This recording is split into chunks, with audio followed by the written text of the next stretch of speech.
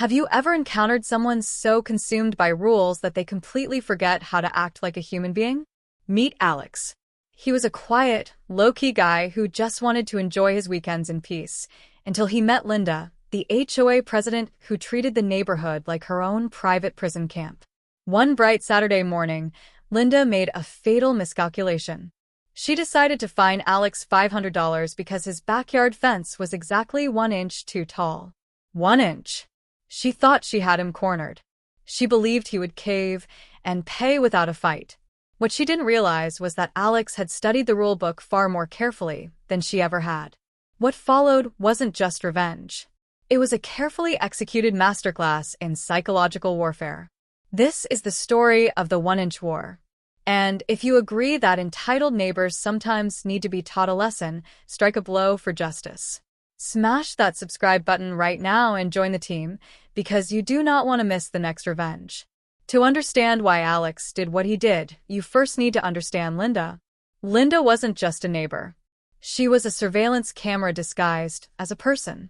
She was the president of the Homeowners Association, and she treated that title with more seriousness than the President of the United States treated the Oval Office. For years, she had terrorized the neighborhood. Grass half an inch too long? Fine. Trash can left out 10 minutes after pickup? Fine. Mailbox painted a beige that was slightly too dark? Fine. Alex had managed to stay invisible to her for 3 whole years. He kept his head down, paid his dues on time, and never caused trouble. He valued his privacy above all else. His pride and joy was his backyard, a peaceful sanctuary hidden behind a beautiful 6-foot wooden fence. It was the only place where he could escape Linda's constant scrutiny. But that peace ended on a Saturday morning. Alex was sitting on his patio, enjoying a fresh cup of coffee, when he heard it, the unmistakable sound of heavy footsteps crunching across his gravel. He looked up and saw Linda approaching, but she wasn't alone. In one hand, she carried a clipboard, and in the other, a construction-grade measuring tape. She didn't greet him. She didn't wave. She walked straight to the wooden fence separating their properties. Alex watched, confused, as she extended the metal tape, hooked it to the top of the fence, and squinted down toward the ground. She measured it once. Then she measured it again.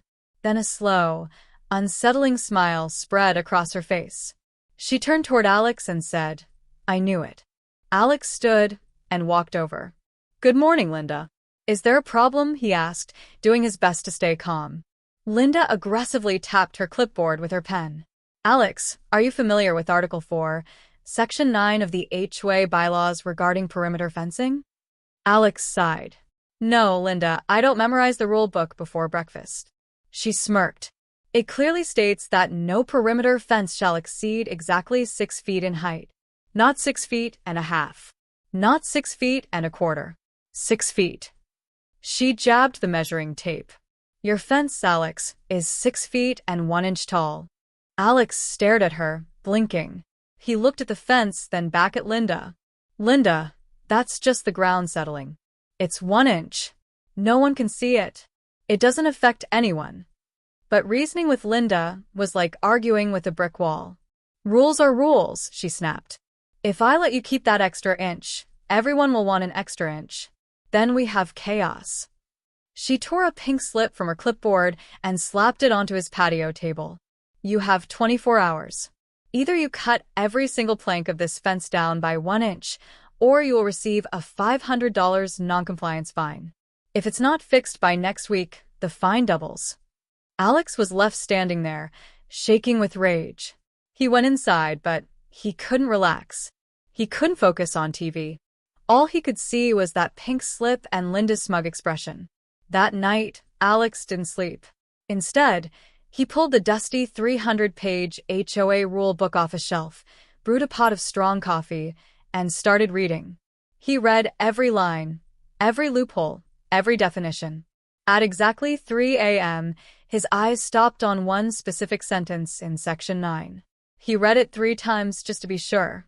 Slowly, a smile crept across his face. Linda had made a massive mistake. Sunday morning arrived, and Linda woke up early, practically buzzing with anticipation.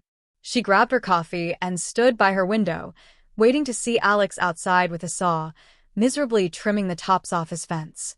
Right at 8 a.m., she heard the sound of work, loud, aggressive ripping noises. Linda smiled. He's finally learning his lesson, she thought. But when she looked out the window, her coffee cup nearly slipped from her hand. Alex wasn't cutting the fence down. He was wearing gloves, holding a crowbar, and ripping the entire fence out of the ground. Panel by panel, post by post. The fence was disappearing. Linda ran outside in her bathrobe. "Alex, what are you doing?" she screamed. Alex wiped the sweat from his forehead and smiled cheerfully. "Morning, Linda. You said the fence was too tall, and I figured cutting it down sounded like too much work, so I'm removing it." Linda looked stunned. "But you need a fence." Alex pulled the rule book from his back pocket. "Actually, Linda, I don't. Section 9 says if a homeowner chooses to have a fence, it can't exceed 6 feet. But it never says I'm required to have one."